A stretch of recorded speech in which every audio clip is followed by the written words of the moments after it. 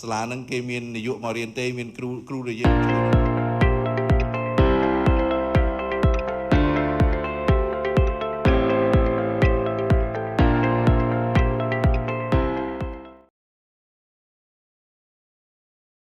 ្ញុំសូមគោរពគណៈកម្មការទាំងអស់សូមគោរពដល់លោកគ្រូអ្នកគ្រូដែលមានវត្តមានទីនេះនិងលោកគ្រូអ្នកគ្រូដែលវត្តមានតាមអនឡាញខ្ញុំបាទឈ្មោះជឿនបូរ៉ាឯកទេសអក្សរសាស្ត្រខ្មែរនៃវិទ្យាល័យព្រៃភ្នៅមុនរៀន BA ខ្ញុំមានជំនាញតខ្លួន 60% ក្រោយរៀន BA ខ្ញុំមាន80% ដល់ចប់ Master ខ្ញុំដល់ 95% តាក់ទងទៅនឹង IT មូលដ្ឋានខ្ញុំអត់ចេះទេដល់ BA ក៏អត់ចេះដោយសារកាលនោះរៀនផ្ទាល់ដល់ពេលចាប់ផ្ដើមរៀនអនឡាញបានខ្ញុំចេះតាក់ទងនឹង BA រៀន Master ហ្នឹងបានខ្ញុំចេះច្រើនមែនតើអាចដល់ទៅ 70% គ្រូបាទសូមអរគុណខ្ញុំភាសាខ្មែរគ្រូភាសាខ្មែរ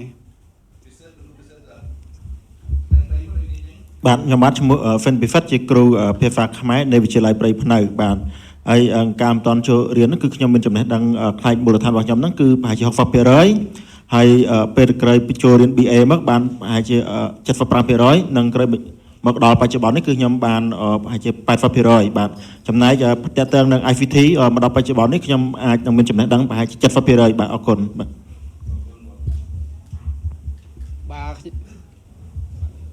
បាទជំរាបសួរខ្ញុំបាទឈ្មោះហួតហៈឯកទេសគណិតវិទ្យាមុនសិក្សាវគ្គសិក្សាគុណបុត្រនេះខ្ញុំមានវិជ្ជាជីវៈឯកទេសផ្ទាល់ខ្លួនគឺ 70% ក្រោយសិក្សាវគ្គ BA ខ្ញុំមានមូលដ្ឋានគ្រឹះផ្នែកវិជ្ជាជីវៈគឺ 80% ហើយក្រោយសិក្សា BA ចប់ខ្ញុំសង្ឃឹមថានឹងខ្ញុំមានកម្រិតនៃការកើនចំណេះវិជ្ជារបស់ខ្ញុំគឺដល់ 90% ចំណែក ICT មានការវិវត្តនិងស្រាវជ្រាវចូលជាបន្តបន្ទាប់ខ្ញុំក៏អាចប្រើប្រាស់នៅ app មួយចំនួនខ្ញុំអាចដោយថាមានភាពងាយស្រួលក្នុងការប្រើប្រាស់ក្នុងគណិតវិទ្យាមួយចំនួនដោយទាំង GeoGebra ក៏ដូចជាឯក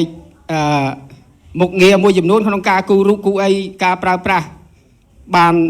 គួរសមដែរប្រហែលជា 80% ដែរបាទចាសូមអរគុណជាបឋមសូមគោរពគណៈកម្មការទាំងអស់ដែលមានវត្តមាននៅទីនេះនិងលោកគ្រូអ្នកគ្រូចានាងខ្ញុំឈ្មោះអៀងសោភាឯកទេសគណិតវិទ្យាមកពីវិទ្យាល័យព្រៃភ្នៅខេត្តព្រៃវែងតំបន់ 5 អៀងសោភាលោកគ្រូឯកទេសគណិតវិទ្យាមកពីខេត្តព្រៃវែងតំបន់ 5 ចាចំពោះរូបនាងខ្ញុំផ្ទាល់សមត្ថភាពមុននឹងរៀនវគ្គBA នៅភូមិន្ទភ្នំពេញគឺកម្រិតសមត្ថភាពគឺ 70% បញ្ចប់បរិញ្ញាបត្រគឺកម្រិតសមត្ថភាព 85% ចំណែកឯចប់ MA នេះគឺ 95% ចំពោះផ្នែក ICT ការដែលមិនទាន់បានរៀនគឺ ICT នេះរបស់នាងខ្ញុំគឺនៅមានកម្រិតនៅឡើយទេប៉ុន្តែបន្ទាប់ពីបន្ត BA និង MA មកឃើញថាអាចអនុវត្តបានត្រឹម 50% សូមអរគុណច្រើនបាទសូមអរគុណខ្ញុំបាទឈ្មោះសិបសុវណ្ណមកពីវិទ្យាល័យព្រៃភ្នៅមុខវិជ្ជាឯកទេសប្រវត្តិវិទ្យាបាទសម្រាប់ខ្ញុំមុនចង់និយាយថាចំណេះដឹងមូលដ្ឋានមុននឹងទទួលបានការវគ្គបណ្ដុះបណ្ដាលទាំងពីរលើកណាវគ្គទី1បរិញ្ញាបត្រនិងវគ្គបរិញ្ញាបត្រជាន់ខ្ពស់នេះបាទសម្រាប់មុខវិជ្ជាឯកទេសវិញគឺខ្ញុំមាន 50% ហើយក្រោយពីឆ្លងវគ្គបណ្ដុះបណ្ដាលគុណវុឌ្ឍទាំងពីរកម្រិតនេះខ្ញុំអាចទទួលបានរហូតដល់ជាង 70% បាទ 75 ទៅហើយចំណែក ICT វិញពេលដែលមិនទាន់បានឆ្លងកាត់វគ្គបណ្ដុះបណ្ដាលហ្នឹងបើសម្រាប់ខ្ញុំគឺបាទស្ទើរតែមិនចេះប្រើសោះប៉ុន្តែឥឡូវបច្ចុប្បន្នខ្ញុំអាចប្រើបានតិចតួចណាហើយនឹងខំបន្តទៀតបាទសូមអរគុណបាទជាបឋមសូមគោរពគណៈកម្មការបាទសូមគោរពលោកគ្រូដែលមានវត្តមាននៅទីនេះក៏ដូចជាតាមអនឡាញបាទខ្ញុំបាទឈ្មោះសៅប៉ូឡូមុខវិជ្ជាឯកទេសគីមីវិទ្យាហើយសម្រាប់មុខវិជ្ជាឯកទេសមុនដែលខ្ញុំបាទបន្តគុណវុឌ្ឍនៅទីនេះគឺបានប្រហែលជា 60% បន្ទាប់ពីខ្ញុំបានបញ្ចប់ខាង MA ជំនាញឯកទេសរបស់ខ្ញុំគិតថាប្រហែលបានទៅជា 80% ហើយសង្ឃឹមថាបញ្ចប់ BA នេះនឹងទទួលបាន 90% ចំណែកឯតកតងទៅនឹងប័ណ្ណ ICT មុនសិក្សាគុណវុឌ្ឍិគឺចំណេះដឹង ICT ខ្ញុំប្រហែលជា 30% ហើយបន្ទាប់ពីចប់ BA ខ្ញុំបានប្រហែលជា 60% ហើយបច្ចុប្បន្ននេះខ្ញុំគិតថាខ្ញុំអាចមានចំណេះដឹងផ្នែក ICT ប្រហែលជា 80% បាទសូមអរគុណ បាទខ្ញុំបាទឈ្មោះវ៉ាន់មានឯកទេសជីវវិទ្យាមកពីវិទ្យាល័យព្រៃភ្នៅកម្រិតមូលដ្ឋានរបស់ខ្ញុំមុននឹងចូល BA ខ្ញុំបានកម្រិតមូលដ្ឋានរបស់ខ្ញុំ 60% ដល់ពេលខ្ញុំចប់ថ្នាក់ BA បាន 70% ហើយនឹងអនុវត្តថ្នាក់ MA បាទអាចនឹង 85% ចំពោះ ICT បាទកាលពីមុនរៀន BA ខ្ញុំបានប្រហែលជា 20% ដល់ពេលបាទរៀន BA ចប់ខ្ញុំអនុវត្តបានប្រហែលជា 60% ដល់ពេលរៀនអនុវត្តនៅ MA ទៀតខ្ញុំបានប្រហែលជា 90% បាទសូមអរគុណ បាទជាបន្តខ្ញុំបាទសូមធ្វើការបទបង្ហាញតាក់ទងទៅនឹង slide របស់ក្រុមយើងខ្ញុំបាទនេះជាបទបង្ហាញរបស់ក្រុមយើងខ្ញុំតាក់ទងនឹងករណីសិក្សាឧត្តមវិញ្ញាណវត្តអនុវត្តយុទ្ធសាស្ត្រសហគមន៍រៀននៅនឹងការបង្វឹកគ្រូបង្រៀននៅវិទ្យាល័យវិភ្នៅខេត្តព្រៃវែងតោះបាទនេះជាមេតិកាតោះនេះជាក្រុមលោកគ្រូអ្នកគ្រូដែលធ្វើបទបង្ហាញនៅថ្ងៃនេះបាទតោះបាទយើងក្រុមយើងមាន8នាក់តោះទៀតបាទនេះជា QR code តាក់ទងរូបភាពស្រាវជ្រាវហើយនិងបទបង្ហាញវីដេអូតទៀតនេះជាបញ្ជីឈ្មោះដែលលោកគ្រូអ្នកគ្រូបានមករៀននៅ BA LUP និង BA TUP ហើយនៅក្នុងនោះក៏មាន MA LUP ហើយនិង MA TUP ដែលមានពួកខ្ញុំទាំងអស់គ្នានេះតទៀតបាទហើយចំណេះដឹងដែលពួកខ្ញុំបានរៀនហ្នឹងគឺនេះមូលដ្ឋានមុខជាងគឺ 65% ហើយសមត្ថភាពជាក់ស្ដែង 65 ដល់ពេលមករៀន BA ដែលយើងអានេះវាយអ៊ូវាយជាសរុបបញ្ចប់ BA យើងបានដល់ 85 បាទសមត្ថភាពមានដល់ 85 ជាក់ស្ដែងដល់ពេលបញ្ចប់ MA នេះដែលយើងរៀបនឹងបញ្ចប់ហ្នឹងគឺបានដល់ទៅ 95% បាទសូមអរគុណ បាទខ្ញុំសូមបន្តនេះតកតងនៅហ្វៅបដា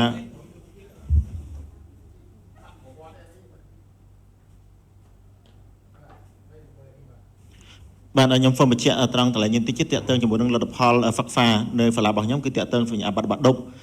តកតងការបាក់ឌុបបាទនេះគឺជាទន័យនៃការប្រឡងបាក់ឌុបសូមបន្តមកទៀតបាទនេះគឺជាតកតងជាមួយនឹងFIRST និទេស A ទទួលនៅប្រាក់រង្វាន់និងរង្វាន់បាទនេះគឺតកតងជាមួយនឹងព័ត៌មាននៃការចុះបង្វឹក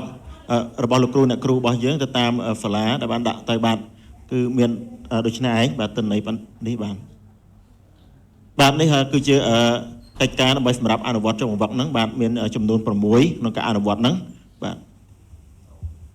អញ្ចឹងខ្ញុំសូមបញ្ជូនទៅលោកគ្រូហ្វាប៉ូឡូបន្តទៀតបាទ បាទអធិស្ឋានដោយសារតែចំណុចនេះតាមពិតទៅលោកគ្រូកំពុងគាត់បកស្រាយអញ្ចឹងខ្ញុំសូមជំនួសបាទតកតងទៅនឹងកិច្ចការដែលត្រូវអនុវត្តនៅក្នុងការចុះបង្វឹកគឺយើងមាន6ចំណុចបាទអញ្ចឹងតកតងទៅនឹងបាទ6ចំណុចនេះខ្ញុំសូមបង្ហាញបាទគឺការអនុវត្តតេស្តស្តង់ដារការធ្វើផែនការរៀនសូត្របង្រៀនសិស្ស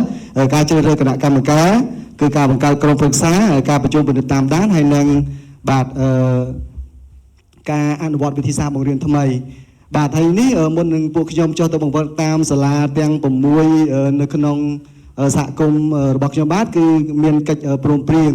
បាទហើយនេះគឺជាលទ្ធផលដែលខ្ញុំបានធ្វើការប្រៀបធៀបខ្ញុំសង្ឃឹមថាគណៈកម្មការគាត់នឹងសួរត្រង់ចំណុចនេះជាមិនខានអញ្ចឹងខ្ញុំសូមបាទដាក់ជាភាគរយបាទតកតងទៅនឹងកិច្ចការទាំង6ដែលក្រុមយើងខ្ញុំចុះទៅបង្វឹកទាំង6សាលាគឺដោយបង្ហាញនៅក្នុង slide នេះហើយគណៈកម្មការ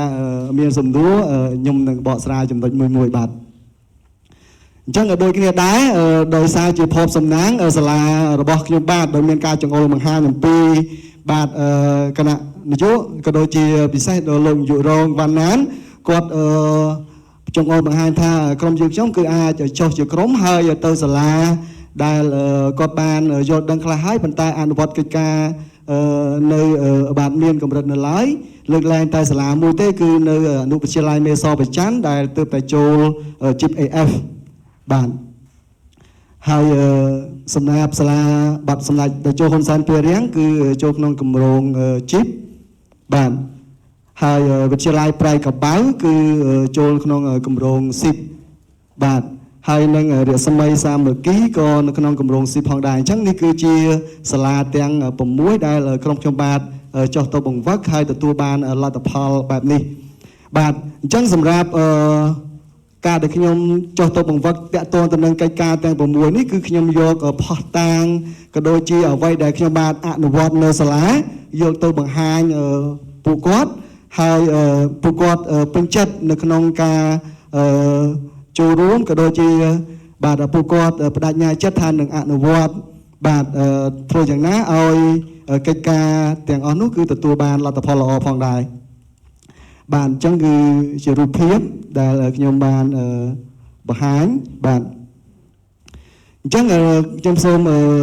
បញ្ជាក់ផងដែរថាលទ្ធផលដែលខ្ញុំទទួលបានយកទៅដាក់នៅក្នុងបាទជាភាគរយនោះគឺយើងមានការប្រជុំពិនិត្យតាមដានក៏ដូចជាចុះទៅផ្ទាល់នៅតាមសាលាផងដែរហើយការប្រជុំនេះគឺសម្រាប់ខេត្តព្រៃវែងគឺយើងប្រជុំបាទពិនិត្យតាមដានតកតងទៅនឹងលទ្ធផលដែលនៅតាមសាលានីមួយៗគាត់បានអនុវត្តទៅលើកិច្ចការទាំង12ឥឡូវនេះគឺដល់ចូលដល់គឺមាន13គឺ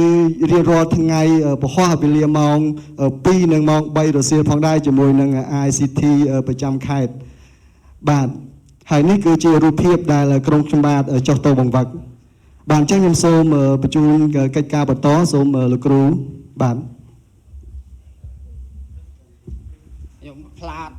ជាមួយនេះតាក់ទងនឹងការអនុវត្តវិធីសាស្ត្របង្រៀនថ្មីក្នុងការជួយសិស្សខ្លួនឯងមានការវិភាគរៀនសូត្រពេញមួយថ្ងៃនឹងមានជំនួយពីឪពុកម្ដាយបាទ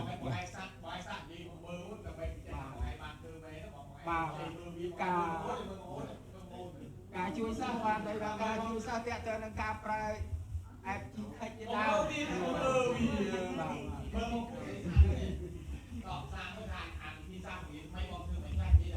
វិធីសាស្ត្របង្រៀនថ្មីតាក់ទងនឹងវិធីសាស្ត្របង្រៀនថ្មីគឺការបង្រៀនមកការបង្រៀនបែបប្រពៃណីការបង្រៀនបែបប្រពៃណីគឺភាគច្រើនគ្រូអនុវត្តឯកសារតាមសិភៅគោលជាអចិន្ត្រៃយ៍ដោយឲ្យសិស្សបាទថ្មីវិធីកាសសាស្ត្រកូនកាត់វិធីសាស្ត្រកូនកាត់យើងអាចប្រើទាំងថ្មីនិងអាចប្រើបច្ចេកវិទ្យាជាជំនួយចំពោះវិធីសាស្ត្របង្រៀនថ្មីយើងគឺផ្ដោតលើការចូលរួមជាសិស្សគ្រូបង្រៀនគឺជាអ្នកសម្របសម្រួលជាអ្នកជាកតលិកគឺយើងធ្វើម៉េចឲ្យសិស្សបង្កើនការចូលរួមឲ្យសិស្សមានទំនុកចិត្តលើកទឹកចិត្តឲ្យសិស្សចូលរួមហើយធ្វើឲ្យការអប់រំការសិក្សារៀនសូត្រមាននិរន្តរភាព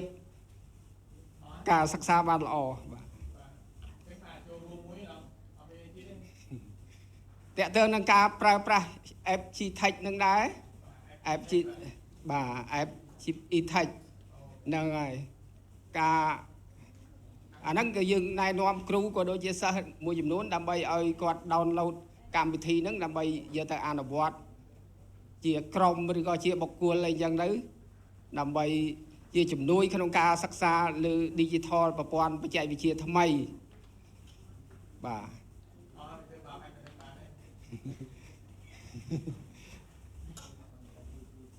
ការជួយគ្រូផ្សេងទៀតតេតើនឹងការជួយគ្រូផ្សេងទៀតក្រោយពីបានសិក្សាវគ្គលើកកម្ពស់គុណវុឌ្ឍិយើងមានការវិភាគដូចជាការជួយគ្រូផ្សេងទៀតការ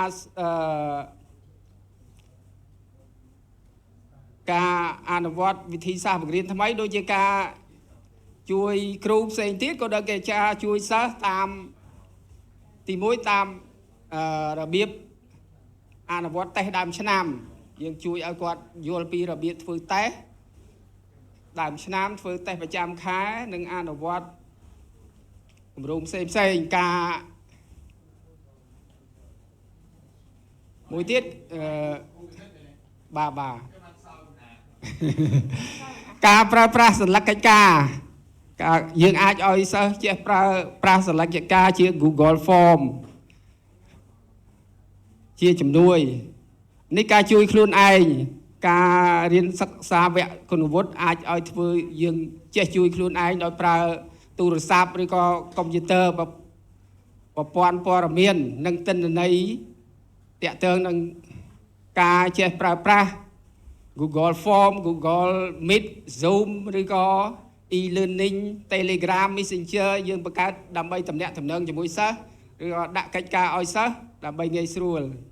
ការអភិវឌ្ឍសមត្ថភាពជាប្រចាំអានឹងយើងអាចអភិវឌ្ឍសមត្ថភាពយើងដោយរៀនសូត្របង្កើនចំណេះដឹងការចូលរួមវគ្គបណ្ដុះបណ្ដាលផ្សេងវគ្គសិក្សាគុណវុឌ្ឍសិក្ខាសាលាផ្សេងដើម្បីជួយចែករំលែកចំណេះដឹងការប្រកួតអំណាចនិងការគិតលេខរហ័សគឺយើងបាទការជួយខ្លួនឯងនិងការជួយសិស្សរៀនយឺតការជួយសិស្សរៀបនិងបោះបង់ការសិក្សាជាដើមការជួយសិស្សត្រៀមដែលរៀបនឹងបង់ការសិក្សាឲ្យទាន់ពេលវេលាតាក់ទងនឹង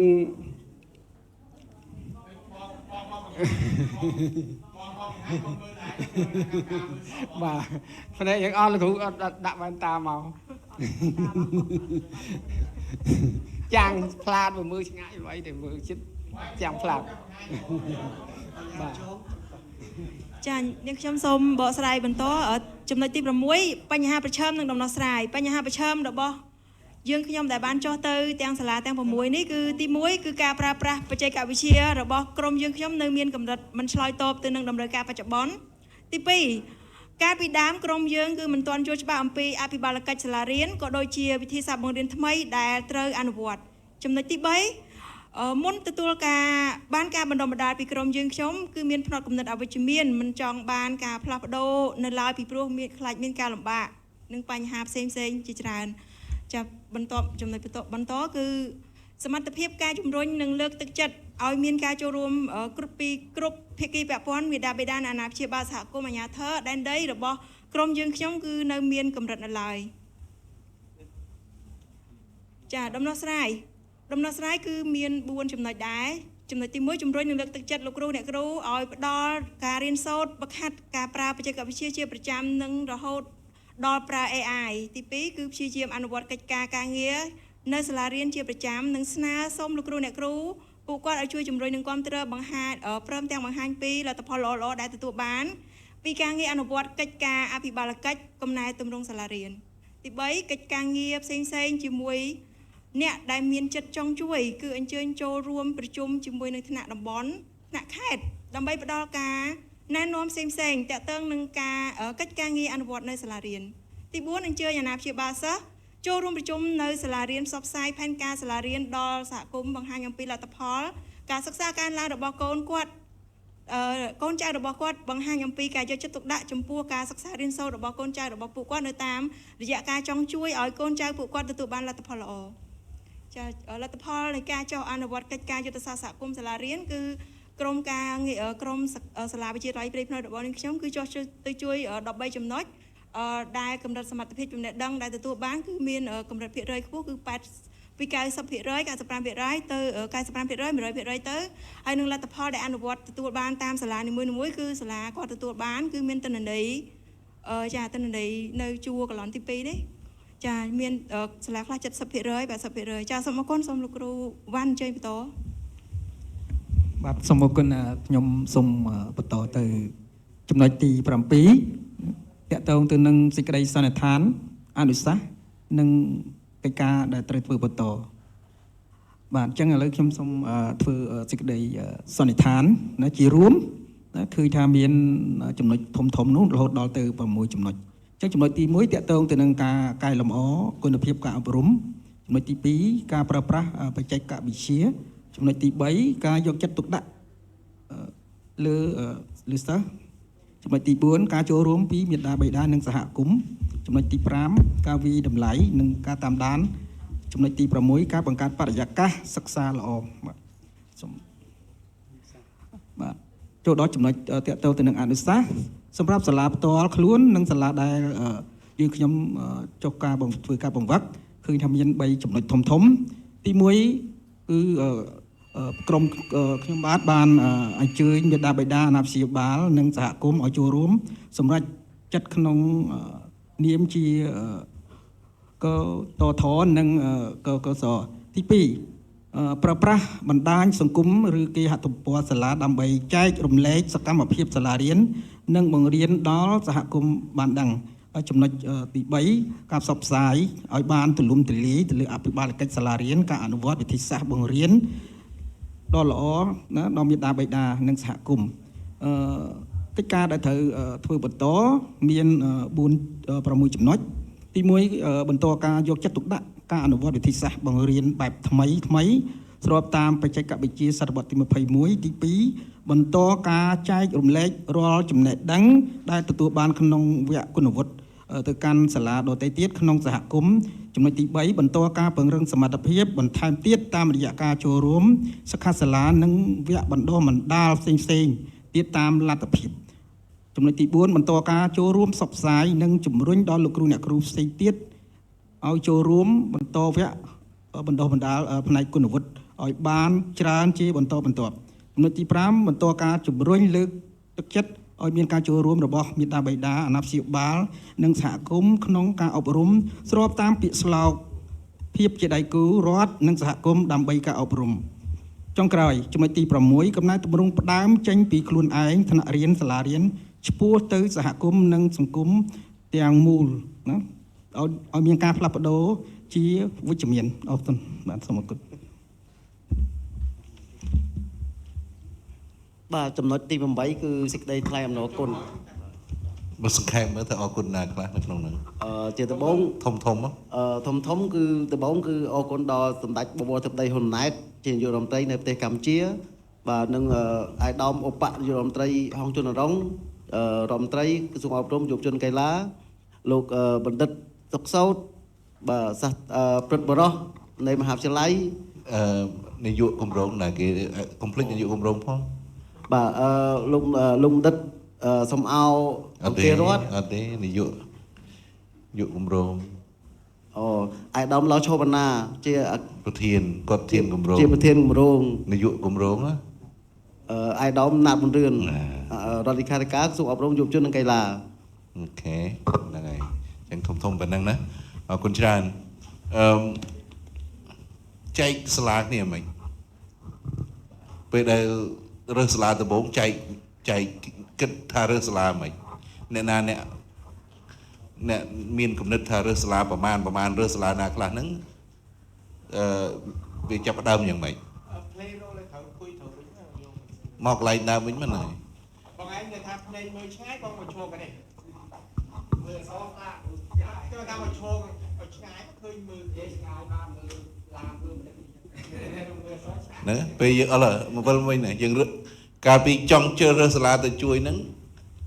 គិតឲ្យមិនមានពិគ្រោះមួយបងណានេះឬក៏ពិគ្រោះតែគ្នាយើងឯងបាទសូមគោរពអរគុណច្រើនលោកបណ្ឌិតតកតងទៅនឹងការជ្រើសសាលានេះគឺមានការចង្អុលបង្ហាញពីលោកនាយកបាទឆាយបេឆានជាពិសេសបងនាយកវណ្ណានគាត់បានចង្អុលបង្ហាញថានៅក្នុងសាលាដែលបានចូលគម្រោងបាទទាំង4គឺទី1គឺវិទ្យាល័យប្រៃកបៅ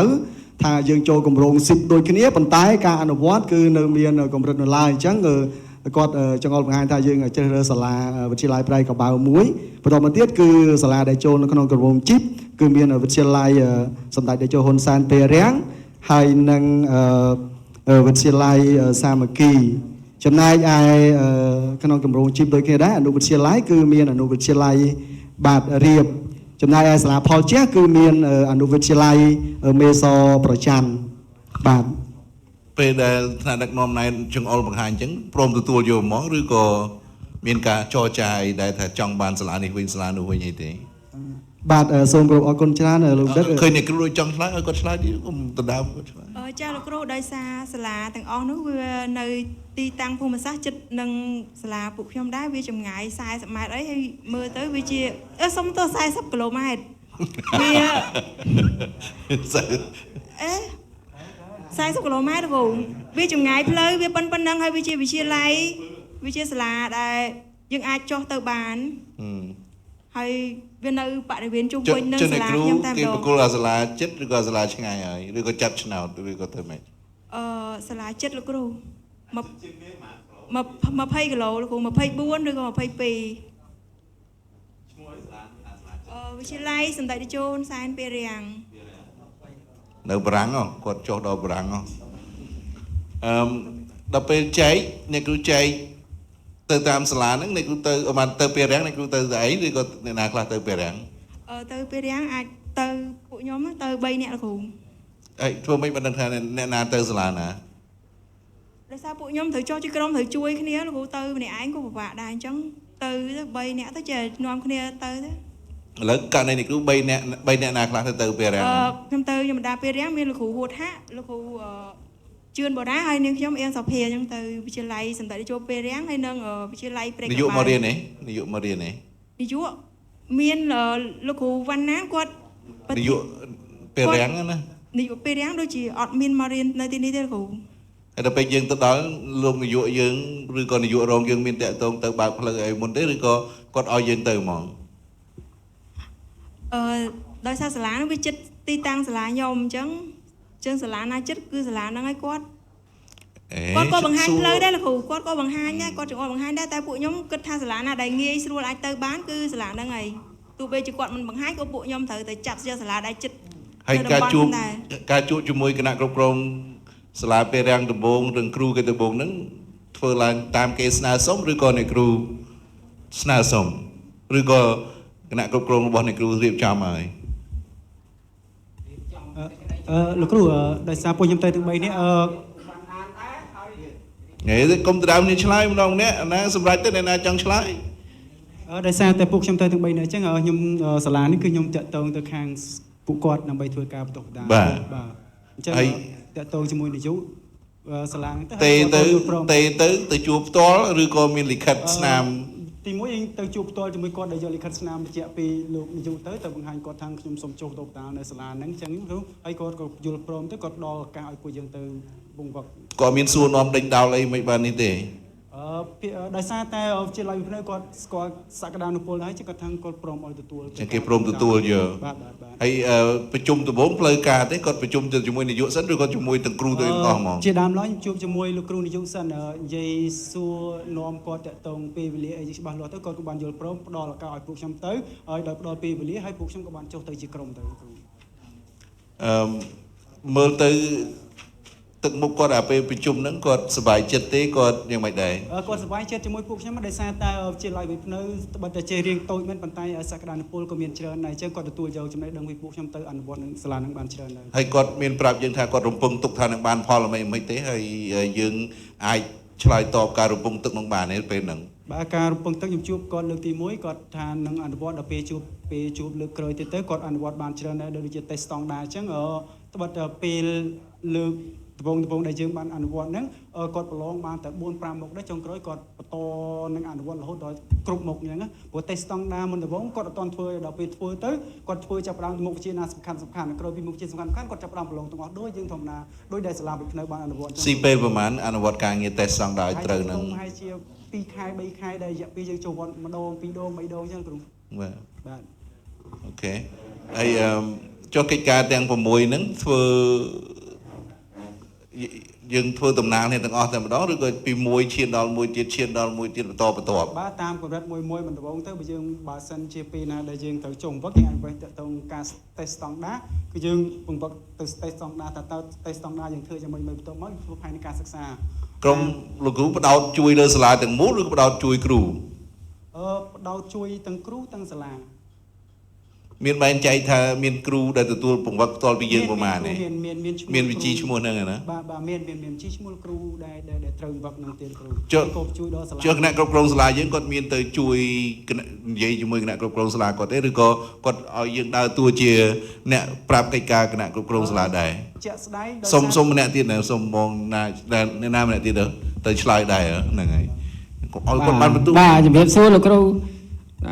ការទៅក្នុងការទៅចុះទៅវិទ្យាល័យសម្ដេចតេជោហ៊ុនសែនពេរៀងហ្នឹងគឺ ទីមួយតាមរយៈលោកវណ្ណានប្រធានតំបន់ដែរគាត់មានតំណែងទូរស័ព្ទហើយគាត់ក៏ជម្រាបទៅប្រធានការិយាល័យដែរអញ្ចឹងលោកប្រធានការិយាល័យគាត់ថាស្វាគមន៍បាទចំពោះ MA ដែលចុះមកជួយតាមសាលាហ្នឹងហើយពួកយើងខ្ញុំក៏បានគិតគូរអំពីមុនបងសាលាហ្នឹងក៏ត្រៀមប្រឡងតេស្តដើមឆ្នាំហើយតេស្តដើមឆ្នាំហើយគាត់ថាបញ្ហាគឺខ្វះធ្វើទៅដូចអស់លុយច្រើនគាត់ប្រើលុយសាលាផ្ទាល់របស់គាត់ដូចរៀងរេរែកក្រោយមកក៏ពួកខ្ញុំតាក់ទងពីគ្រោះយោបល់ការបង្កើតគណៈកម្មការ យើងលោកគ្រូបង្កើតគណៈកម្មការមុន បាទនិយាយថាឲ្យគាត់ជួយអាហ្នឹងទៅព្រោះគាត់ចង់ស្ទាក់ស្ទើរលែងធ្វើមកវិញដល់អញ្ចឹងខ្ញុំថាបង្កើតគណៈកម្មការគ្រប់គ្រងថ្នាក់រៀនតាមថ្នាក់អញ្ចឹងទៅបន្ទាប់មកលោកគ្រូអាចបាត់បែនធ្វើម៉េចបង្កើតគណៈកម្មការគ្រប់គ្រងថ្នាក់រៀនពេលហ្នឹងលោកគ្រូចុះផ្ទាល់ដែរបាទខ្ញុំចុះតែម្នាក់ឯងទេចុះប្រជុំមួយសោភាមួយអីហ្នឹងដល់ពេលបានគណៈកម្មការគ្រប់គ្រងថ្នាក់រៀនហើយបានធ្វើតេស្តស្តង់ដារបាទគាត់រៀបចំធ្វើតេស្តភាសាឲ្យតង់ស្ដារនោះមុនខ្ញុំទៅទៀតអញ្ចឹងមិនអស់លុយ2ដងអញ្ចឹងបាទគាត់ទៅយើងប្រឹក្សាគាត់ចង់ញ៉ាក់មកវិញគាត់ប្រឹក្សាតាក់ទងការប្រើប្រាស់ថវិកាគាត់ថាអស់ច្រើនណាស់សិស្សនៅនោះជាថ្នាក់កម្រងទៀតសាលាកម្រងហើយសាលានៅទីរួមស្រុកទៀតដោះស្រាយយ៉ាងម៉េចបញ្ហាលុយកាក់ខ្ញុំក៏សម្របសម្រួលថាយើងមានសិស្សនៅក្នុងដៃហើយទីមួយយើងមានសិស្សនៅក្នុងដៃយើងបង្កើតគណៈកម្មការត្រួតត្រងសាលាដើម្បីឲ្យគេជួយចលនាសហគមន៍ហើយយើងធ្វើតាមបងបើយើងធ្វើមិនទាន់កម្រិតថាដល់ឪពុកម្ដាយលឿនពេកទេយើងធ្វើតាមកម្រិតសិស្សសិនទៅយើងយកលុយប្រមាណកិច្ចព្រមព្រៀងមួយសិស្សសិនទៅថាដើម្បីអនុវត្តគម្រោងហ្នឹងឲ្យបានរលូនអញ្ចឹងគាត់ក៏ព្រមថានឹងអនុវត្តហើយប្រមូលលុយពិសេសគាត់អាចដូចថាជួយបដិវិភាគខ្លះហើយនឹងជំរុញពីគណៈកម្មការគាត់បង្កើតគណៈកម្មការត្រួតត្រងសាលាអញ្ចឹងមានតួលេខហ្នឹងឯងមានតួលេខថាពេលរៀបចំហ្នឹងបានប្រមូលថវិកាបានប្រមាណមកវិញសិស្សប្រមាណអ្នកគេបានចូលរួមប្រមាណអ្នកមិនបានចូលរួមទេខ្ញុំថានេះខ្ញុំមិនបង្ខំឲ្យគាត់នេះទេគាត់ឲ្យថាដូចថាទៅតាមកិច្ចព្រមព្រៀងទៅតាមធ្វើអ្វីដែលយើងយល់ព្រមមួយសហគមន៍កុំឲ្យច្រើនពេកកុំឲ្យតិចពេកធ្វើម៉េចយើងអនុវត្តគម្រោងឲ្យបានអញ្ចឹងណាមិនបានទៅតាក់ទងសហគមន៍ឯងមិនថាត្រឹមតែគណៈកម្មការគ្រប់គ្រងថ្នាក់រៀនទេបាទគណៈទី1គណៈការណាបង្កើតគណៈកម្មការទុកគ្រប់គ្រងថ្នាក់រៀនយើងត្រូវបង្កើតគណៈកម្មការត្រួតត្រងសាលារៀនមួយទៀតគូដើម្បីជួយចលនាសហគមន៍ក៏ដូចជាលោកនាយកហ្នឹងសហការគ្នាផ្សព្វផ្សាយនៅពេលរាំងហ្នឹងដំបូងឡើយតាក់ទងទៅគណៈគ្រប់គ្រងតាក់ទងទៅសាលាបន្ទាប់មកបានតាក់ទងទៅការិយាល័យបានគ្រូចុះទៅបាទគ្រូចុះទៅហើយបានគេដឹងថាគេធ្វើរួចម្ដងហើយគ្រូចង់ឲ្យគេធ្វើម្ដងទៀត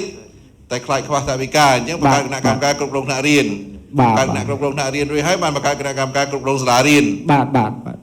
ហើយបានមកធ្វើតេស្តស្តង់ដារបាទអញ្ចឹងមែនទេនេះគឺចាហ្នឹងមិនធ្វើមិនខ្ញុំនិយាយធ្វើមិនគឺពេលដែលចុះទៅគឺត្រូវគឺអប់រំសំទោសគឺណែនាំពួកគាត់ឲ្យបង្កើតគណៈកម្មការគ្រប់គ្រងថ្នាក់រៀនបន្ទាប់មកទៀតគឺយើងត្រូវបង្កើតគណៈកម្មការគ្រប់គ្រងសាលារៀនហើយលោកគ្រូនាយកដែលដឹកនាំហ្នឹងគាត់នឹងតាក់ទងទៅគណៈកម្មការដែលគ្រប់គ្រងសាលារៀនហ្នឹងដើម្បីស្នើសុំពួកគាត់ឲ្យជួយជាថវិកាដែលអាចទៅរួចពីសហគមន៍ហ្នឹងដើម្បីយកមកដំណើរការតេស្តស្តង់ដារអញ្ចឹងស៊ីពេលប្រហែលដើម្បីបង្កើតពីបង្កើតគណៈកម្មការគ្រប់គ្រងថ្នាក់រៀនមកគណៈកម្មការគ្រប់គ្រងសាលារៀនស៊ីពេលច្រើនទេមិនជាអស់ពេលប្រហែលទេលោកឲ្យតែគាត់អនុវត្តគាត់ផ្សព្វផ្សាយតែពេលហ្នឹងអ្នកគ្រូបាននៅជួយជាមួយគេទេឬក៏ប្រាប់គាត់ថាប្រាប់គេឲ្យធ្វើទៅគ្រាន់តែចុះទៅជួយណែនាំតែអត់បាននៅចូលរួមធ្វើជាមួយពួកគាត់ទេដឹងតែគេធ្វើត្រូវដែរធ្វើត្រូវតែគាត់អនុវត្តតេស្តស្តង់ដារគាត់ត្រូវប្រមូលថវិកាដែលតែធ្វើមិនបានដឹងថាគាត់ជ្រើសរើសគណៈកម្មការគ្រប់គ្រងថ្នាក់រៀនគណៈកម្មការគ្រប់គ្រងសាលារៀនត្រឹមត្រូវតាមអ្វីយើងរៀននៅ TUP យើងបើគាត់គ្រាន់តែប្រមូលផ្ដុំមកទៅហើយឲ្យឈ្មោះនឹងទៅស្អីមកចំពោះបញ្ហាហ្នឹងខ្ញុំអត់ដឹងច្បាស់ដែរគ្រូដោយសារយើងបានទៅចុះទៅណែនាំគាត់បានច្បាស់លាស់ដែរដល់គាត់ធ្វើរបៀបណាឥឡូវសុំអត់ទេអត់ធ្វើចឹងទេអត់អាចណែនាំចឹងទេដោយសារជាលោកគ្រូតើតើនឹងការរបស់យើងគឺយើងបញ្យល់គាត់តើតើទៅនឹងរបៀបជ្រើសរើសគណៈកម្មការគ្រប់គ្រងថ្នាក់រៀនហើយនឹងគណៈកម្មការ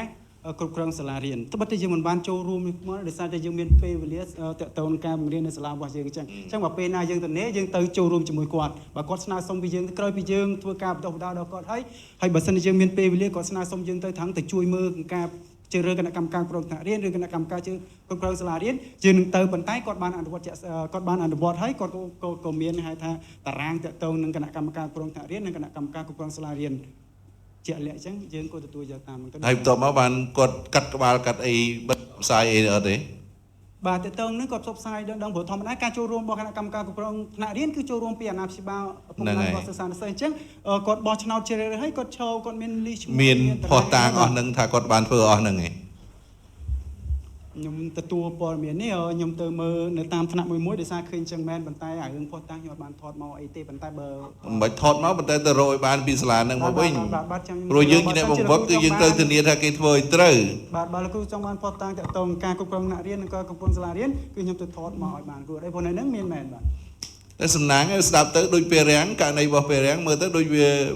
ទៅរលូនមកខ្ញុំគាត់តែស្ដាប់សន្តានណាដូចគេចង់ធ្វើដែរឬក៏គេអាចធ្វើកើតយើងគាត់ណែនាំអត់អាចធ្វើចឹងទេចុះករណីសាលាផ្សេងទៀត3អ្នកផ្សេងទៀតបាទអរគុណច្រើនលោកគ្រូសម្រាប់ករណីខ្ញុំដូចជាអនុវិទ្យាល័យបាទមេសប្រច័នក៏ដូចជាអនុវិទ្យាល័យរៀបតើតើទៅនឹងការអនុវត្តកិច្ចការទាំង6នេះខ្ញុំចុះទៅបាទ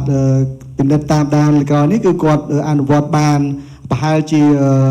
បាទ 70% តើតើទៅនឹងការអនុវត្តកិច្ចការទាំង6នេះគឺដោយគាត់បង្ហាញថានៅមានចំណុចខ្វះខាតមួយចំនួនមានគណៈគ្រប់គ្រងនិងគ្រូមករៀននៅនៅសាលាអនុវិទ្យាល័យរៀបគឺមានតែលោកគ្រូទេគណៈគ្រប់គ្រងគាត់ចាស់ហើយអញ្ចឹងគាត់មានបញ្ហាសុខភាពផងគាត់អត់បន្តមកគុណវុឌ្ឍទេចំណែកឯនៅអនុវិទ្យាល័យមេសប្រច័នគឺពួកគាត់បានដាក់ពាក្យសម្រាប់រៀនវគ្គបន្តនៅសាលាជីប AF នឹងដែរលើបាទតែក៏ព្រមឲ្យធ្វើហោះហើយអញ្ចឹងបាទបាទសូមអរសេអាជំហានអញ្ចឹងព្រោះអត់ពេលទៅសេអត់ឃើញស្ដាប់តនេះគ្រប់សាលាទាំងអស់សរសេរជំហានហ្នឹងមកអ្នកណាព្រោះសាលាខ្លះអាចចេញជាកោកសមុនសាលាខ្លះចេញជាកោកថមុនសាលាខ្លះធ្វើតេស្តមុនបានមកបង្កើតជាកោកសអីអញ្ចឹងណាអាហ្នឹងដែលយើងត្រូវធ្វើជាស្ដាយដែលពេលបង្ហាញអត់ឃើញទេដល់ពេលសួរទៅឃើញចេញមកវាគួរឲ្យចាប់អារម្មណ៍ហ៎ហើយក៏សួរទៅក៏ឃើញចេញថាយើងក៏ណែនាំប៉ុណ្ណេះទេកុំតន់ទទួលយកអួតយក credit អួតយកបន្ទុកទាំងអស់មកខ្លួនឯងព្រោះស្ដាប់មើលទៅដូចថាយើងជួយធ្វើទាំងអស់ដល់ពេលជាក់ស្ដែងទៅមើលទៅដូចសាលាគេហ្នឹងគេខំប្រឹងប្រែងខ្លួនឯងដែរហើយអាចមានការជួយឬក៏ការសិក្សាស្វែងយល់ណាដែលយើងត្រូវស្វែងយល់បន្ថែមទៀតផងដែរណាពីព្រោះយើងក៏ណែនាំចុះប្រហែលដងទី1ឆ្ងាយទី2រវល់អីដែរមិនអញ្ចឹងហ៎ហើយគេសំណាងឯងប្រាប់ទៅគេធ្វើក៏ណែនាំគេធ្វើចុះបើគេមិនធ្វើឲ្យសំខាន់គឺតើគេធ្វើនឹងវាត្រូវទេព្រោះបទពិសោធន៍របស់ពួកយើងកណាចុះទៅតាមសាលាមួយចំនួនកកសទៅរើសអត់ត្រូវគឺបានតែមករើសហ្នឹងឯងបានតែមកឈ្មោះក្នុងតារាងដាក់ឲ្យទទួលប្រមូលតលីហ្នឹងឯងណាខ្ញុំមានអញ្ចឹងគាត់តែសរសេរហ្នឹងឲ្យចេញមកហើយឲ្យប្រមូលផុសតាងឲ្យដឹងផងហើយឲ្យ credit ទៅទទួលស្គាល់តែគេធ្វើបានប្រហែលតែខ្លួនគេហើយនឹងប្រហែលយើងធ្វើធៀបចូលពីយើងខ្ញុំមានតែប៉ុណ្្នឹងឯងបាទគុណបាទសូមគោរពអរគុណច្រើនលោកមេតបាទប៉ុណ្ណឹងអស់20អស់5 10ហើយបាទគឺពីររឿងទី1បើស្ដាប់មើលទៅសាលាបងលើកលែងតែមេសប្រច័នទេដែលមិនមែនស្ថិតក្នុងគម្រោងដែលបងទៅជួយគេមែនទេបាទលោកធានបាទអញ្ចឹងសុំឲ្យទៅសេករណីហ្នឹងថាព្រោះទី1បងល្បីព្រៃភ្នៅល្បីទៅរួចទៅហើយដោយសារយើងមកហឹកមុនតែបងមកដល់ពេលនេះបងទៅជួយសាលាដែលជាសាលាគោលដៅរបស់យើងរួចទៅហើយអញ្ចឹងទៅសេករណីឲ្យគេយល់ថាម៉េចបានអត់ទៅរកអាសាលាក្រៅគោលដៅបាទផ្សេងឆ្លើយបាទមើលគ្រូវ៉ាន់ជួយបញ្ជាក់មើលមិនបានអញ្ចឹងបាទចំពោះក្រុមខ្ញុំទាំងអស់គ្នាហ្នឹងគឺទី1គឺទៅបដោតទៅលើដែលសាលាដែលនឹងស្ថិតនៅក្នុងគម្រោងជាគោលដៅមុនសិនទេវាដឹងហើយថាបងឯងប្រាប់មកវាដឹងថាសាលាស្ថិតក្នុងគម្រោងប៉ុន្តែសួរថាហេតុអីបានមិនទៅយកអាក្រៅអានេះជាសំណួរពួកយើងកិច្ចការដំបូងហ្នឹងគឺទៅអនុវត្តកិច្ចការក្នុងគម្រោងសិនហើយចាំលើកបន្តទៅការងារក្រៅឥឡូវបងគិតអញ្ចឹងបងមានន័យថាទោះបីអញ្ចឹងបងអាចសន្និដ្ឋានថាទោះបីបងមិនត្រូវជួយក៏ដោយក៏សាលាហ្នឹងគេអាចធ្វើអីបានដែរអញ្ចឹងអត់ បាទជា បើបានទេទៅជួយទៅអីនាំខាតពេលហ្នឹង ការងារដែលគាត់ធ្វើបានគឺធ្វើតាមអ្វីដែលគាត់ធ្លាប់ធ្វើពីមុនមកប៉ុន្តែអាថ្មីហ្នឹងមិនទាន់ ជាថាឥឡូវញែកនេះដាច់ចំណិតខ្ញុំបើបងទៅជួយជាសាលាគោលដៅបងត្រូវបញ្ជាក់ថាហេតុអីបានមិនទៅសាលាគោលដៅហើយបើបងទៅជួយសាលាគោលដៅបងទៅរកឲ្យឃើញថាកំហុសអីខ្លះឬបញ្ហាអីខ្លះដែលលោកមិនទៅសិក្សាចិត្តតែដេញហ្នឹងដែលគាត់ធ្វើមិនបានត្រឹមត្រូវឧទាហរណ៍គាត់ធ្វើតេស្តដែរបើគាត់ធ្វើតេស្តទី7ទៅគាត់ធ្វើតេស្តទី9ទៅឬគាត់ធ្វើតេស្តអីណាអញ្ចឹងទៅតោះនេះអញ្ចឹង បាទ អញ្ចឹងត្រូវរកហេតុផលនឹងបញ្ជាក់បន្ថែមចំណុចទី2ខ្ញុំចេះកាត់មុខបងគេរត់ទៅមើលលេខមិញហ្នឹងអញ្ចឹងខ្ញុំនៅបារម្ភរឿងលេខជួយដដែលទេម្នាក់20ម្នាក់30ប៉ុនសាលាគោលដៅមានតែ5 6ហ្នឹងឯងមែនទេអញ្ចឹងលេខហ្នឹងសុំមើលប៉ិនចាំឯពីរាំងពីមុនឈ្មោះអី វិទ្យាល័យញោមបណ្ដាពីរៀង មិនបានគេដូរ ដោយសារតែសម្ដេចគាត់ធួគេធំនៅនឹងទៅហើយក៏ដូរពីញោមបណ្ដាវិទ្យារៀងទៅវិទ្យាល័យសម្ដេចតេជោហ៊ុនសែនពីរៀង ចុះសម្ដេចខ្ញុំបណ្ដាអន់ចិត្តទេ ខ្ញុំអត់ដឹងថាគាត់អត់ចិត្តដឹងទេបើគេដូរអញ្ចឹងខ្ញុំទទួលយកតែប៉ុណ្្នឹងឯង បងឯងនៅសាលាហ្នឹងឬក៏មក ខ្ញុំអត់ដឹងទេព្រោះដោយសារខ្ញុំនៅកវាយហ្នឹងបើភ្នៅឲ្យខ្ញុំបណ្ដានៅកវាយគ្នាដែរ20 ចឹងមិនក៏សួរព្រីងមរកតអាហ្នឹងគេមុនដូរឈ្មោះគេត្រូវទៅសុំគោលការណ៍ពីអាដាមខ្ញុំបណ្ដាសិនគាត់ឯកភាពបានសម្ដេចព្រមធ្វើឲ្យ បាទ អាហ្នឹងប្រវត្តិវាទៅសួរអញ្ចឹង បាទខ្ញុំអ្នកឆ្លោយដល់អញ្ចឹងខ្ញុំអត់ហ៊ានសួរលោកគ្រូទេ អេចង់និយាយទៅយើងនៅស្រុកហ្នឹងត្រូវដឹងប្រវត្តិមិនបានពីមុនខ្ញុំបណ្ដាសុកក៏នៅគណៈបកប្រជាជនដូចគ្នាមិនទៅដូរដាក់សម្ដេច បាទ អាហ្នឹងសរសេរប្រវត្តិហ្នឹងថែមមួយទៀតផងណា បាទ លើទៅមើលលេខនេះលេខចំនួនសាលាជួយនេះដើម្បីបងគេរត់ក៏ដេញបន្តបើខ្ញុំមើលតែ2ចំណុចហ្នឹងកុំឲ្យវវថាខ្ញុំជាកាចទៅអត់បាយល្ងាចហ្នឹងបងមើលចំនួនគ្រូបងឥឡូវគាត់អ្នកគិតទៅហើយតើទិន្នន័យដែលបងជួយនេះគ្រូម្នាក់20ម្នាក់30ហ្នឹងជាមនុស្សដដែលឬក៏អាចសរុបចូលគ្នាដើម្បីកុំឲ្យឃើញជួយហ្នឹងដែលណានេះយើងមើលសាលាតែ3 4ហ្នឹងឯងប៉ុន្តែអ្នកគ្រូមើលសាលាnóមានរស្មីសាមគ្គីផងមានឈ្មោះអនុវិទ្យាល័យរៀបផងមានមេសប្រច័នហ្នឹងផងអីឡាក់តើមនុស្សដែលនៅក្នុងតំបន់ពីសាលាហ្នឹង20ជាងអីហ្នឹងសូមឲ្យបងពិចារណាវិញមើលថាតើឥឡូវបងរាប់មេសប្រច័នលើបងឯងកុំដដៅមេក្រូពេកប៉ូឡូនេះឲ្យទុកឲ្យគេឆ្លើយផងឲ្យតែលឺសូសនួលទាញយកឥឡូវនៅខាងនោះអ្នកកដាលគេឲ្យអ្នកកដាលគេនឹងមួយមើលឥឡូវមានរាប់លេខ2ហ្នឹងប៉ិនយើងមើលមេសប្រច័នបូកអនុវិទ្យាល័យរៀប2ដល់វ៉ាន់មាននៅនឹងវ៉ាន់ណាបងប្អូននេះមែនមិនតកូលដូចគ្នាគេឥឡូវយើងមើលលេខ2ហ្នឹងមេសប្រច័នដូចគ្នារាប់2សាលាត្រូវហើយប៉ិនចំនួនមនុស្ស20និង22ហ្នឹងជាមនុស្សដូចគ្នាឬក៏មនុស្សខុសគ្នា បាទសូមអរគុណលោកគ្រូបាទតេតើងជាមួយនឹងការចាប់បង្វឹកហ្នឹងគ្រូអត់ដូចគ្នាទេបាទយើងចុះទៅ2សាលាប៉ុន្តែយើងកំណត់ចាប់ពី20នាក់ឡើងទៅដែលយើងជ្រើសរើសយកគ្រូមកបង្វឹកហ្នឹងបាទអូខេអញ្ចឹងបើខ្ញុំសូត្រលេខទៅ8 20ដងវា160អញ្ចឹង160ហ្នឹងអត់មានជាន់គ្នាទេហ៎បាទលោកគ្រូបាទអត់ទេច្បាស់ហើយអ្នកដទៃទៀតបាទប្រភេទគឺយើងចែកគ្នាលោកគ្រូដោយសារយើងចែកទៅជាក្រុមហេបងឯងឆ្លើយមកបើបងឯងច្បាស់ថាបងឯងឆ្លើយហ្នឹងបងឯងអមឥឡូវបងឯងកាន់សាលាណាកាន់គ្រូណាហេឆ្លើយមកបងឯងឈ្មោះអីមើលឈ្មោះមិនឃើញទៀតដឹងឈ្មោះអញមួយណាទេវយមិនឃើញឈ្មោះបងឯងហ្នឹងបាទឥឡូវបងសវណ្ណឯង20នាក់បងឯងធានាទេថា20នាក់ហ្នឹងមិនជាន់នឹងអ្នកផ្សេងទៀតអត់ជាន់ទេគ្រូអត់ជាន់ទេមិនអត់ជាន់បងឯងជួយមុខជាអី ខ្ញុំជួយទៅលើឯកទេសបាទឯកទេសប្រវត្តិប៉ុន្តែក្នុងនោះក៏មានក្រៅឯកទេសខ្លះដែរឥឡូវនេះប្រកាសឯងបងព្រីភ្នៅបងឯងជួយ20លើឧទាហរណ៍ថា10ចុះណាហើយសេនពិសីជួយព្រីភ្នៅ10ទៀតមិន30ហោគ្រូហឿគ្រូកំហុងជួយព្រីភ្នៅ10ទៀតមិន30លើ30នាក់ក្នុងចំណោម30នាក់ហ្នឹងបងឯងមនុស្ស3នាក់ជួយព្រីភ្នៅប្រកាសទេថាមិនមានជាន់គ្នាខ្ញុំយកតែមួយសាលា10ទេលោកបងកំហុងលោកសុវណ្ណជាមួយនឹងពិសិដ្ឋប្រកាសទេមនុស្ស30នាក់ដែលមិនជាន់គ្នានៅព្រៃភ្នៅខ្ញុំអាចសុំឆ្លើយតិចបានទេលោកគ្រូឆ្លើយមកឲ្យតែអត់ជាន់ហើយចាំមើលជាឈ្មោះផង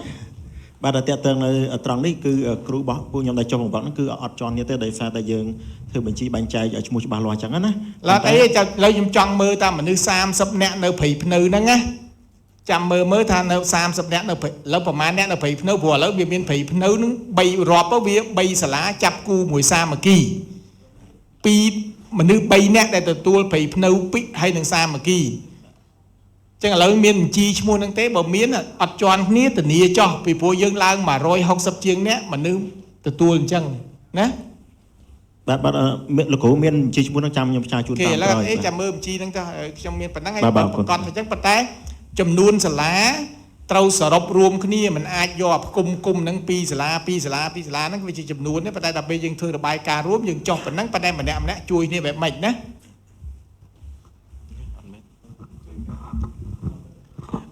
តែឥឡូវបញ្ជីហ្នឹងមានយកមកហើយមានផ្ញើមានមកហើយបញ្ជីគឺខ្ញុំផ្ញើបានផ្ញើនៅ ក្រុមយើងចាំមើល160នាក់មានជាន់អត់ណា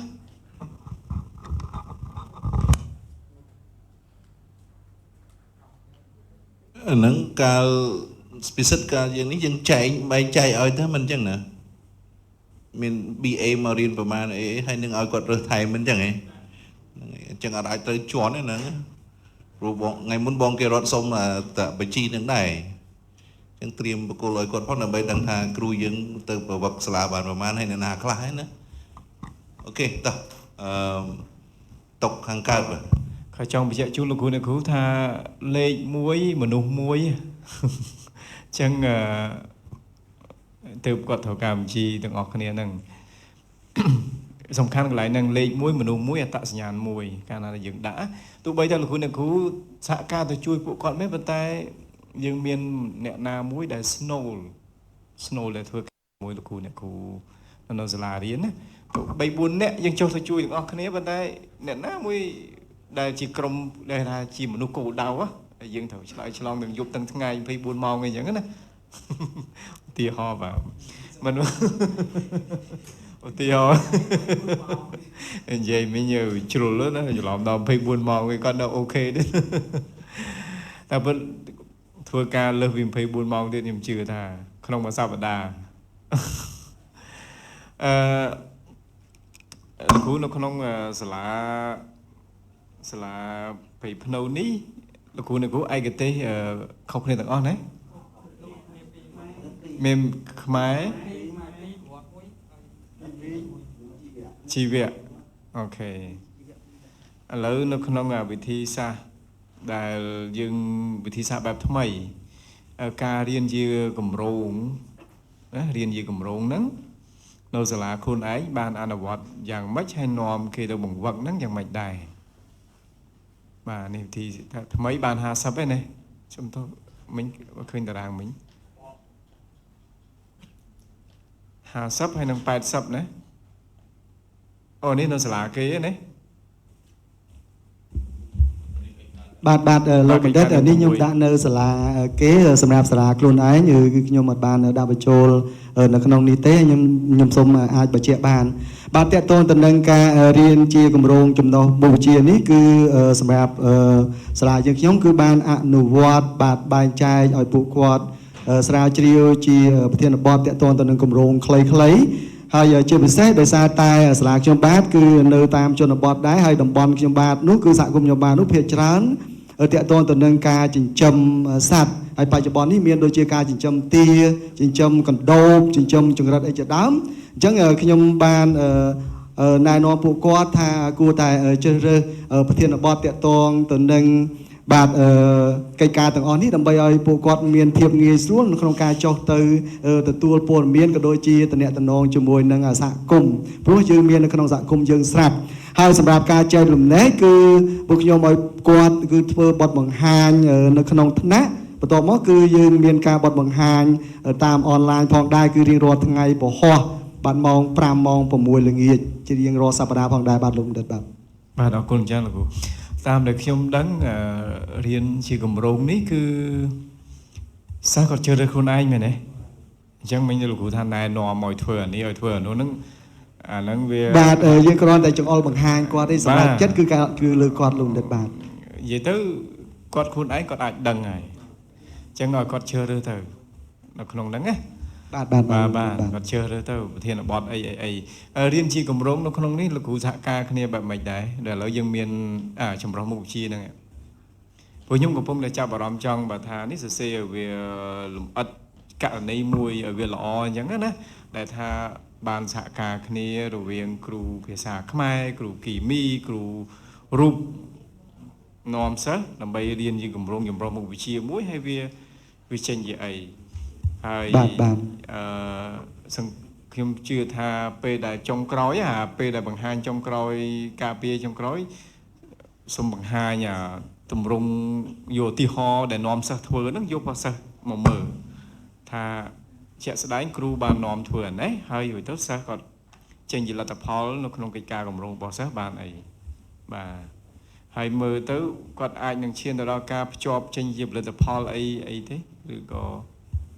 តកតងទៅនឹងភ្ជាប់ចេញជាលទ្ធផលគឺសម្រាប់សាលាយើងខ្ញុំដូចជាអត់ទាន់ហ៊ានសន្យាថាម៉េចទេប៉ុន្តែមានគម្រោងថានឹងធ្វើអីមួយឲ្យចេញជាលទ្ធផលជាអត្តសញ្ញាណសម្រាប់ខ្លួនឯងប៉ុន្តែតកតងទៅនឹងបំណុលគឺសាលាខ្ញុំបាទគឺខ្ញុំនិយាយតាមត្រង់គឺមានចំណុចសំខាន់មួយគឺតកតងទៅនឹងផ្នែកសិល្បៈដែលមានលោកគ្រូសេនពិសិដ្ឋនៅទីនេះស្រាប់គឺគាត់បានបណ្ដុះផ្នែកសិល្បៈគឺទទួលបានភាពជោគជ័យបាទផ្នែកចម្រៀងទទួលបានភាពជោគជ័យមែនតើតកតងទៅនឹងបាទការបណ្ដុះនៅជំនាញមួយនេះបាទសូមអរគុណច្រើនលោកបណ្ឌិតបាទអត់ទេគឺទី1គឺផ្ដើមចេញនៅក្នុងថ្នាក់យើងសិនបន្តមកយើងមានការប្រកួតប្រជែងកម្រិតសាលាក៏ដូចជាទៅដល់កម្រិតខេត្តផងដែរបាទតកតងទៅនឹងយុវជនឆ្នើមដែលប្រឡងចម្រៀងនឹងទៅហើយបានប្អូនស្រីបាទសាយស៊ីណាបាទលោកបណ្ឌិតបាទពេលរង្វាន់ហើយគណៈកម្មការយើងសួរលើកមុននោះថាមានគ្រូណាហ្នឹងអញ្ចឹងបានឃើញគ្រូលោកគ្រូពិសិដ្ឋហ្នឹងបាទដែលនាំគេច្រៀងមកសាលាហ្នឹងបាទ